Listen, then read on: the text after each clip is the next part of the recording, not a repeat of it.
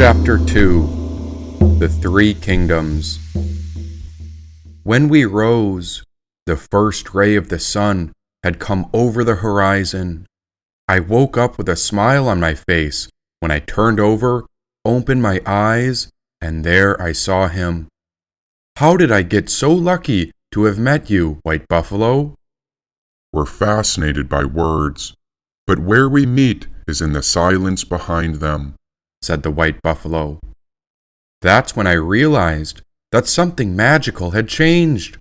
When I looked at the White Buffalo, today he had streaks of green, blue, and teal in his mane. Hey, your hair is different colors. Now how'd you do that? Well, everything changes. Everybody knows that, said the White Buffalo. He was an exquisite animal, totally unique, and so we rose up for the day when we bowed to the earth before I took a seat. I started making my smoke signals, like I always do.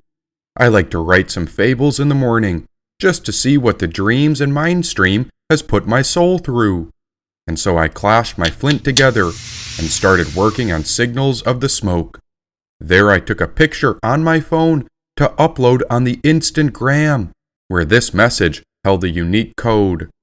Maybe today was the day where my messages would go viral. Maybe today they'd ripple out and reach all the fine fellows. And so I decided I'd transmit a few messages out to the world. But then the White Buffalo poked me with a stick and spoke. No need for it.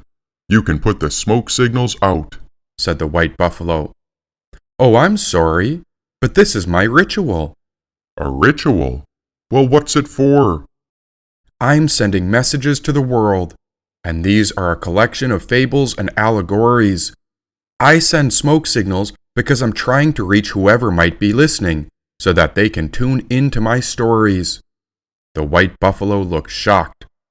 Well, if you keep sending smoke, then someone might find us, he said. Yeah, and if they do, maybe these stories will make me famous. The White Buffalo walked away. Then he paced back and forth. I stopped putting sticks on the fire, just in case the smoke signals didn't need any more. The mind is a receiver. It doesn't produce thoughts. We're tuning into the universe, not putting things out. Now we can transform what comes in, and we can transmit messages back out with our mouth. We can use drums, songs, and mantras, but there's no need to send signals and look for results. So let me ask you, do you know who you are? Asked the White Buffalo. I shrugged. Maybe not. In you there is a seer. So what are you doing trying to attract people out here? It's like putting your footprints in the snow. They'll last for a little bit, but eventually they're going to fade before it melts. And you've got to be careful with your tracks. No need to attract anyone else. And if you become famous, well, that's not a good idea. You've got all the gifts you need right in front of you. Sure, you can share your stories with others, but no need to attract people to you. We'll get the morals of the stories in the world, but there's nothing you need to force or do. And I promise you, kiddo, you don't want to become famous because you don't want them to find you, said the White Buffalo. But isn't it too bad that people in the steel mills don't read poetry? Why is it that so many people are distracted on their phones and don't seem to care for good fables and stories? You have to respect everyone's life movement, and in some cases, people have a calling to discover an extreme need for poetry. These are the ones who have felt the loss, heartbreak, devastation, and ruin. And when this happens, fables and storytelling aren't just comfort, but they're a necessity. They need poetry. They might not be receiving the kind of spiritual instructions from the churches, and so you can trust they'll come to find the poetry. Or they need to come to their senses again, and so they come to poetry. Or they find more feeling in a poem, and they get in touch with their feelings more so than from a sermon or a TV show. So when you write a fable, a story, or a poem, you don't want mainstream to broadcast it to 100 million people, but rather you leave the poems on the side of the road. And someone may come along when the wind blows, then notice your words, then they'll pick up your poem. If poetry comes to the point at which it's liked by everyone in a steel mill, then its intensity has gone. Then it's been invaded by the masses and will have lost another art form to the mainstream collective. Poetry is in a healthy position when the collective is not making demands on it. Just drop your stories on the side of the road, let the winds carry them, and the stories and fables will find the right home. Trust me on this, poetry is always best homegrown, said the white buffalo. I didn't know what he was on to, but I'd trust him for now, and so I turned my phone off and tossed it into the fire. It was time to live a pure and simple life, without all the notifications, stories, reels, tweets, and news feeds that seemed to be weighing me down. Now, as the smoke signals went out, I was left staring upon the earth. Aha! This is rebirth, said the white buffalo. What do you mean? We die when we sleep, and that's why we dream. Our spirit leaves the body. It goes off to explore. And then when we wake up, we try to see what it all means. You're learning to be present, not trying to push your thoughts out. Yes, be here now. And that's how you'll learn what life is all about. You see, I've died so many times, and I forget more than I remember. But out of all the things I've ever learned, it was the mystical forest fairy who taught me how to surrender, said the white buffalo. A forest fairy? Yep, she's the golden queen of curiosity. So in time we'll go see her, but don't you worry. She's hard to find if you were to go looking. But she'll come out to play as long as you stay near me, he said. And are you the only white buffalo? There's one for sure, but maybe there are two. It just depends on how brave a soul is and what they're willing to go through, said the white buffalo. And what did you go through? I've gone through a bit, but never did I quit. Say, do you ever think in ways you've never thought before? If the phone rings, can you think of it as carrying a message larger than anything you've ever heard? Because that message could come from across the earth. Oh, how could you be bored? Maybe it's your mother or your brother just calling to say hello. Or what if it's a friend who wants to take you on a trip? Then what do you say? Said the white buffalo. Well, let's go. But I just threw my phone in the fire. Aha! Don't be a liar. The real phone is in the heart and mind. Just send out a mental signal, and the right person will find it in time, said the white buffalo. Is that so? Yes, now you know. And imagine if someone was to bring a bear to your door. Maybe the bear is wounded and deranged. Or think that a moose has risen out of a lake, and on his antlers, he's carrying a child of your own whom you've never seen. Now what does that mean? Asked the white buffalo. Does that make me a father? Well, if you are, you better live by honor. And when someone knocks on your door, can you feel that they're about to give you something large? And so they might tell you that you are forgiven. Or maybe they'll tell you not to work all the time. Or maybe they'll explain that it's been decided that if you lie down, no one will ever die, said the white buffalo. Well, goodness, then I'll lie down at once. You dunce! People will die whether you lie down or not. We must understand, we're not in control of everything. We're really only in control of our actions and the attitude we bring. So then who is it that can tame the mind and lead the way so it knows what to think? Said the white buffalo. Well, come on now. What in the world did you go through? There's a boy inside of us, about 3 years old, who hasn't learned a thing for 30,000 years. And sometimes it's a girl. This child had to make up its mind how to save you from death. And he says things like, stay home, avoid elevators, eat elk only. Say, you live with this kid, but you don't know it. He's quite uninformed, but he does want to save your life. And he has. Because of this boy, we've survived a lot. He's got 6 big ideas, 5 don't work, and right now, he's repeating them to you, said the white buffalo. So come on, tell me already, what in the world did you go through? You want the truth? Said the white buffalo. Of course. Then I'll tell you about my youth. There once was a dragon, a big, huge, powerful, grandiose force, and he's got a twin called the feeling of utter worthlessness, and I've always been confused about that. My father was a farmer, and a good farmer at that, so there was a certain amount of dignity in our family, and I was my mother's favorite. Therefore, I had some grandiosity from that. That was the first dragon, and some of that grandiosity came from my father, and some from my mother. Then when I was about 10, we went to a clothing store so they could get me a suit or something like that. And when I saw myself in the mirror, I would fall 15,000 feet. I'd think, now who is that miserable looking kid? You see, that's how I felt inside. I felt utterly worthless from looking in the mirror, and so I avoided looking in mirrors for a long time. And whenever I get into an argument, I might feel grandiose. And every so often, I'd look down and see myself as I appeared to be.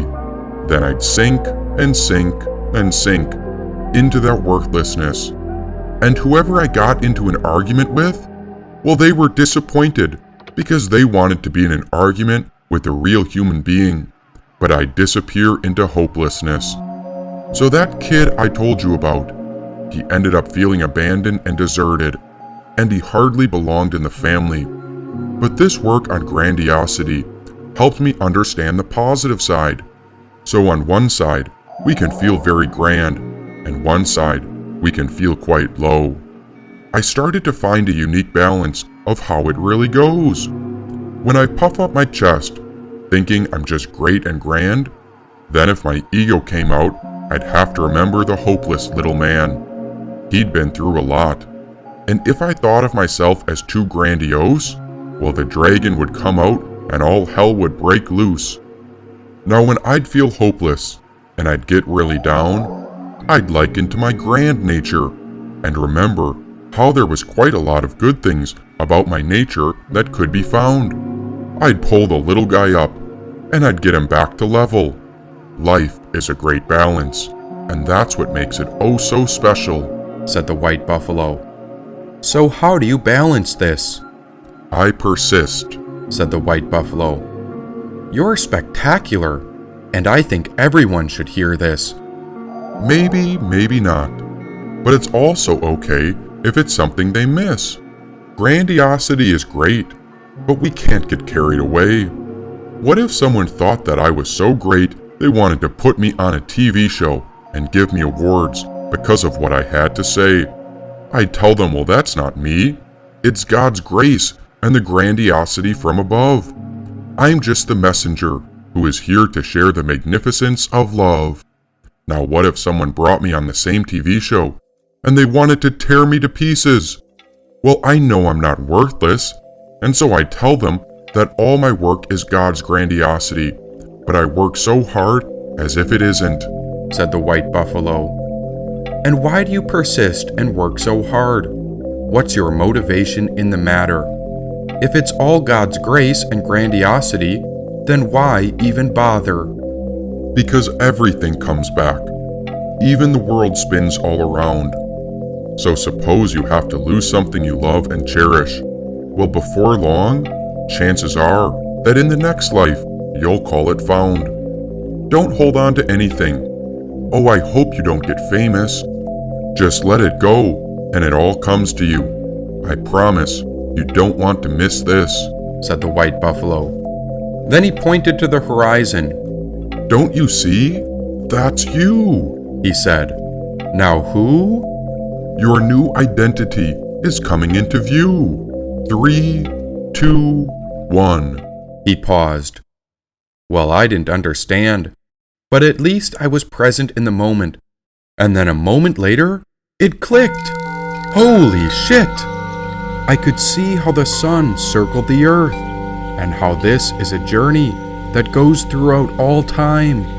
The way we live each day is the story that we're writing throughout our lives. I could see all of life like a story, and we were living a certain allegory. Some people were motivated by money, family, notoriety, or glory. So whatever your story is, make it a good one, because that's when I realized something about myself. It took getting off of my phone to see who I actually was. I'm a storyteller. That's my identity. It doesn't matter if anyone gets my smoke signals or not, or whether they listen, because I'm going to keep writing stories. Exactly. Now you found your place. Can't you see? You're a ghost driving a meat-coated skeleton made from stardust, riding upon a rock, hurling through space. Life isn't a curse. It's all a blessing. Live with courage. Fear nothing, said the white buffalo. This moment was so pure, and when I was stuck on my phone, I was lost in a chaotic void. Everyone online tried to prove who they were, but the internet was like a dumb popularity contest, and everyone seemed to miss life's actual point. The purpose of life is to live and to give, not to show off and try to get famous. All that phone stuff just distracted us, while the technology stole our attention, all in an effort to entertain us. And so there's a difference between entertainment and engagement, because out here in nature, I actually feel alive. And so often, when I scrolled through my phone, I'd get lost for hours. And once I snapped out of it, my life felt so miserable, as if I wanted to die. Now you're coming into the moment, and this is what you've been missing. Now before long, you'll discover that without even trying, many souls will come to listen, said the white buffalo. But how? They'll tune in from afar. It's not something meant for the mainstream, but rather, we aren't trying to go viral on Tiki-Taki or the Instagram. And so, what we dream will be redeemed, said the white buffalo. Well, go on. What do you mean? Reality is not quite as it seems. Because when you meet a white buffalo, we don't follow ordinary rules, but rather white buffaloes are more like a secret tool that helps the universe reveal precious jewels. That's why you can't get famous, because if you found gold and told everyone where you found it, then a giant crowd would come take over the land and you'd get overwhelmed. What good is this secret forest if you bring everyone in? Not so secret anymore. And that's why you've got to let them come to you. When you have the courage to follow your heart, you'll go upon the journey and it'll all happen for you. The right audience will come at the perfect time. Trust that the deep souls will find us. So no more smoke signals from now on, because the more you write without trying to get noticed, the more you'll be blessed, said the white buffalo. I hear you, but I'm not sure if I understand. Well, that's obvious. You're just a silly human man, said the white buffalo. But if I care so much about the stories, I'd like to give each story life. Oh, you are. Just be patient and we'll see how it unfolds in time. There's magic in this world, whether you believe it or not, so don't get caught in the trends of the modern world, for all those who are trying to get famous and gain popularity are secretly trapped, caught, and confined. Since you found me, then you're onto something quite unique. Why, because you seem to be such a gentle soul, I suppose I could give you a sneak peek, said the white buffalo. His smile was enormous, and he was a goofy kind of guy. But on the other hand, there was a good chance that both of us had lost our minds. By this point in my storytelling path, there was nothing to lose. I'd already lost it all, and so what else was there to do? The great white buffalo curled his hands in 2 circles, then he brought them over his eyes. As if he looked out through a pair of binoculars, he said, "Come on, now take a peek inside." And so I leaned closer. When his eyes lit up, why, I'd seen a spark in him before, but nothing like this. What's going on here? For those who do not understand, then they couldn't conceive how this world is all connected. Once you look through the magic glasses, you'll get a glimpse of how the eternal reality is perfected, said the white buffalo. Now imagine a young man and a buffalo gazing into each other's eyes through a pair of buffalo hand binoculars. Well, I'd gotten so close to him, I feared he was trying to kiss me, but as soon as the day's light was concealed, I was transported to a certain degree, as if I went in and out, up and down, large and small. I was lost and found, macro and micro, mini and mega, loud and silent, a solution in a dilemma. What I saw in this sight was an extravagant delight. At first I thought it was a tapestry or a painting, but then I realized it was the most detailed image of the human cell. Oh wow, we are a work of art. And so we began to go in deeper and deeper into this sight. There I saw 3 great kingdoms before me, one black, one white, one red, and they were all beaming with light. We will proceed graceful, not warlike, quietly, guided by the higher graces of the imagination. We are not trying to attract anyone else upon this journey, but if they are called to join us, they too will find a way in. Anything and anyone who enters your path is there for a reason, so we must maintain a sense of equipoise and equilibrium. Never too happy, never too sad. Do you remember the dragons? We are not worthless, nor are we grandiose. We stay right in the middle of genius and mad, said the white buffalo. But what am I looking into? Alchemy is not merely an art or science to teach metallic transmutation, so much as true and solid science teaches how to know the center of all things, which in the divine language is called the spirit of life. The perfection of this essence is the absolute, the beauty of beauty, the love of all love, and the high most high can be perceived and realized only if consciousness is radically altered and transmuted from the ordinary, which is the transformation of lead, the everyday perception, into the subtle or gold-like level of perception. The realization of eternal perfection of everything, everywhere, constitutes universal redemption. Alchemy is a rainbow, bridging the chasm between the earthly and heavenly planes, between matter and spirit.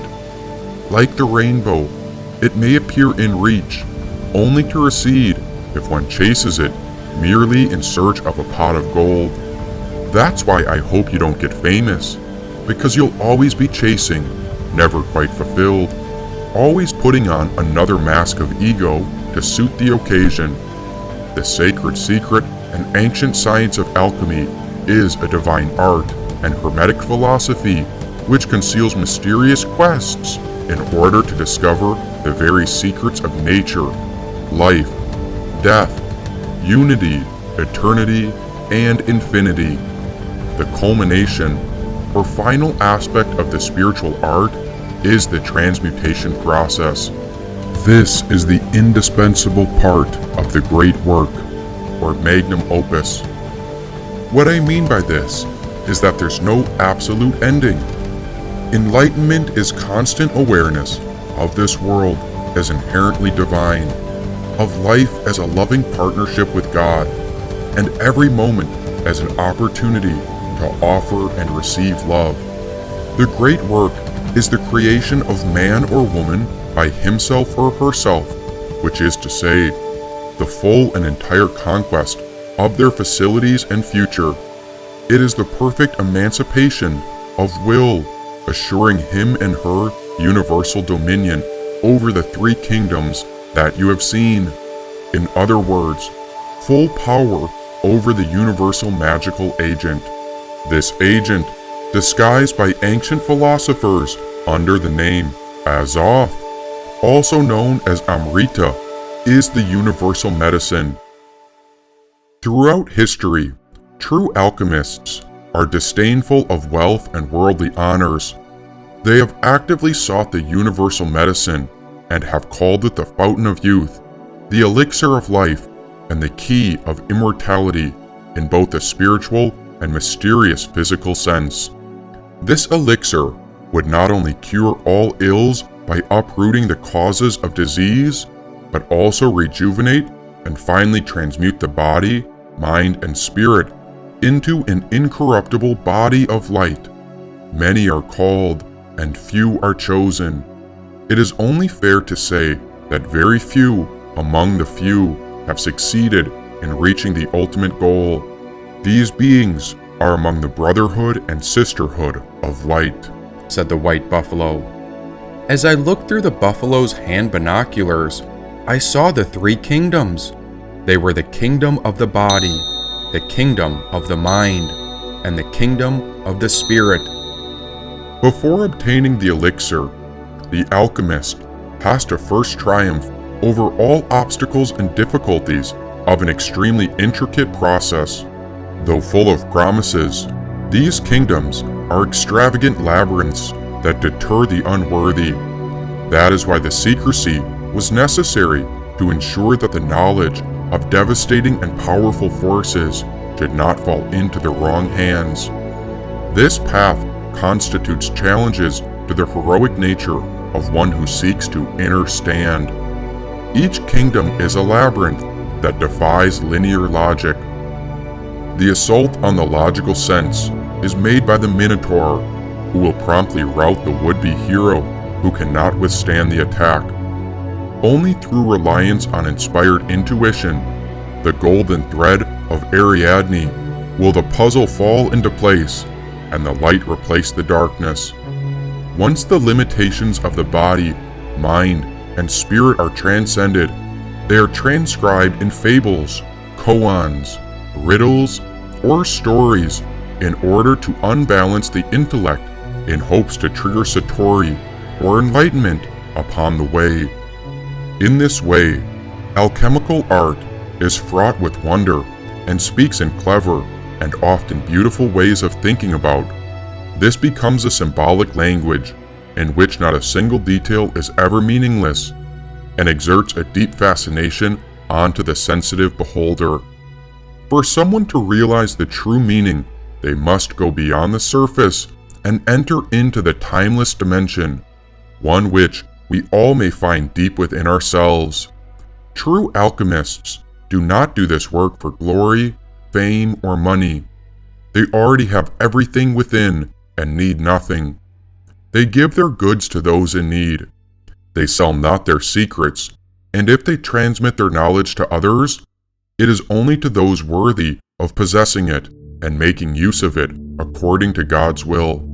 They know nature and its operations and make use of this knowledge to serve the Creator, said the white buffalo. And will you lead me? I will be the guardian, but you are your own guide. It is you who must consider the riddle of alchemy and transformation. Indeed, this is the way to life. And so you must begin by taking a long, hard, unblinking look at yourself. As you are the guide and seeker, you will see that the root cause of all the trouble lies in the inward ignorance of that which matters most, one's true self. You must own the total confusion between ego and the higher self that clouds the body, mind, and spirit and dissipates energy. Imagine how the intuition can sense things within, but the mind must process this inner feeling. When there is confusion, between the intuition spirit and the mind, then conflicts, disease, and symptoms will manifest in the body by design. Often man stumbles through life, spiritually blind to causes, struggling with effects.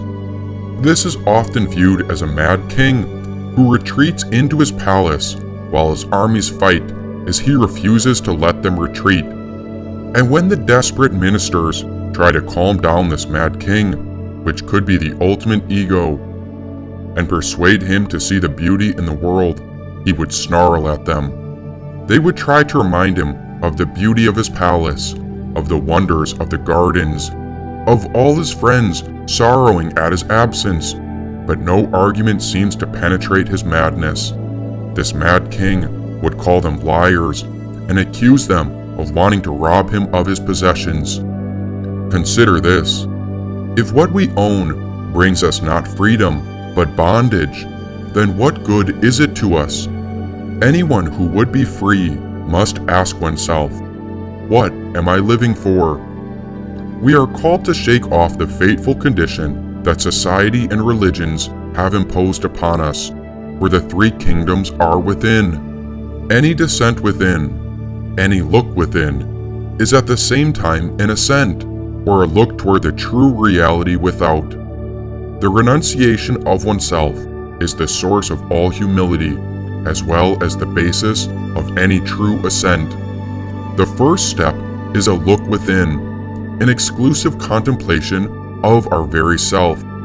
This is the first kingdom. The second step must be an efficacious look without, an active, autonomous, and preserving observation of the outside world, and we could call this the universal mind, or the second kingdom. We shall understand the world when we understand ourselves, for it and we are inseparable halves of one whole. We are children of God, divine seeds, and one day we shall bloom and be what our Father is, said the white buffalo. Then how must we proceed? One must proceed softly, with great ingenuity, he said. Any other advice? Seems like you've got everything down to a science. The great work consists in a manifestation of the fundamental unity of the three kingdoms. In the first kingdom, the kingdom of the body, the work consists of making that which is known or visible into what is occult, or that which is subtle and invisible. Then in the second kingdom, the kingdom of the mind, the work consists of making that which is occult, or the subtle and invisible, into that which is known or visible, said the white buffalo. And the third kingdom, the kingdom of the spirit? We'll discuss it when we get there, said the white buffalo. But how should I even start to make sense of this? Picture the relationship between the highest and the ordinary state of consciousness as if it's compared to a diamond and an ordinary piece of coal. One cannot imagine a greater contrast, and yet both consist of the same chemical substance, carbon, said the white buffalo. So an alchemist creates a diamond from coal, or in another sense, transforms lead into gold.